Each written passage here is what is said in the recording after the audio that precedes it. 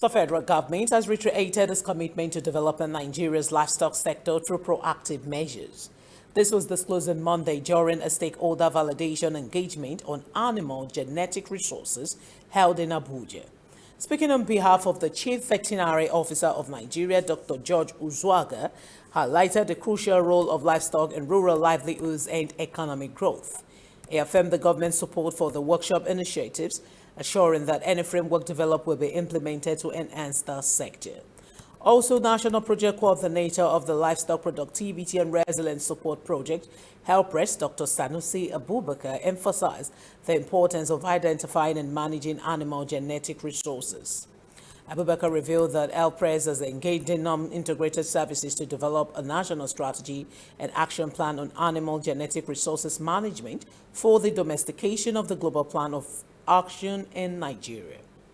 He added that the validation document from the stakeholders' engagement will be operationalized. Meanwhile, Registrar of the Nigerian Institute of Animal Science, Professor Udo Herbert, and a representative of the private sector, John Abraham Godson, also underscored the significance of animal genetic resources in improving livestock productivity and resilience. To ensure that our livestock sector is improved. So like the team leader said, better late than never. On behalf of the Minister, on behalf of the Chief Veterinary Officer of Nigeria, I want to wish us a fruitful deliberation. I want to assure you that whatever that comes out of this workshop, you can be sure that it will be implemented to move our livestock sector. That are there as main members. We feel so bad. We need to develop this thing, at least submit a report, know specifically what we are doing, and that's why we are doing this validation. After this validation, the document will be operationalized, and we will have some activities that will come out back, like the gene bank, and a lot of activities that will come through the animal genetics of livestock value chain. If you improve productivity and you improve commercialization, you know clearly that you are adding to per capita income of our livestock farmer. And if you improve the income of a livestock farmer, you are improving the economy generally, because we notice a lot of gaps in livestock sector production and also commercialization and marketing. You have a beef value chain, dairy value chain, meat, a lot of value chain that you need to improve. And thank God now for this administration of President Bola Ahmed Tinubu for creation of the Ministry of Livestock Development.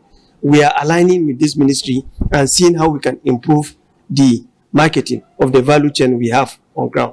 And in the whole, you see a lot of stakeholders, major stakeholders that are in this country that will move this sector forward.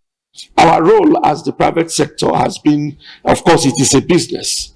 We are looking at this as a business, and the livestock business is a good business and should be treated as such. In our farm, for example, Pilgrim Ranch, we have been working on improving the carcass size of goats. Our local goats in Nigeria, West African dwarf, has a maximum of 25 kilograms, while a breed like Kalahari Red weighs up to 160 kilograms.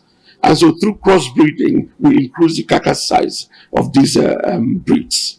Like I said in my speech, the government has no business doing business. Unless the business sector adopts some of these decisions and begins to practice them, it will remain a policy. It will remain a research result. Our role is to take over some of these decisions, some of these policies, domesticate them, and actually begin to practice them. And we are very glad that we are invited to be part of this, and we are looking forward to making sure that the private sector, that these policies are being implemented. But this particular document, we believe that when it is eventually produced and assented to, that all the stakeholders will put hands together, including the regulators, policy, the academia, the industry, to ensure that we implement this. It's not plausible that we will have an animal diversity that we don't know and that we can't account for. We don't know the numbers, we don't know the characteristics, we don't know the productivity.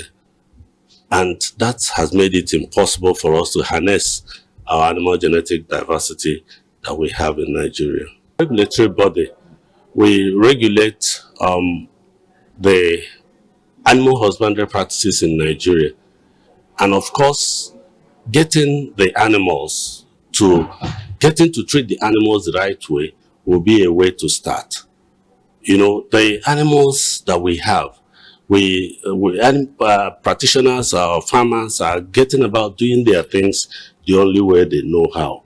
But of course, with regulations, proper regulations in the feed industry, in the animal genetic resources industry, you know, and being able to carry all this together.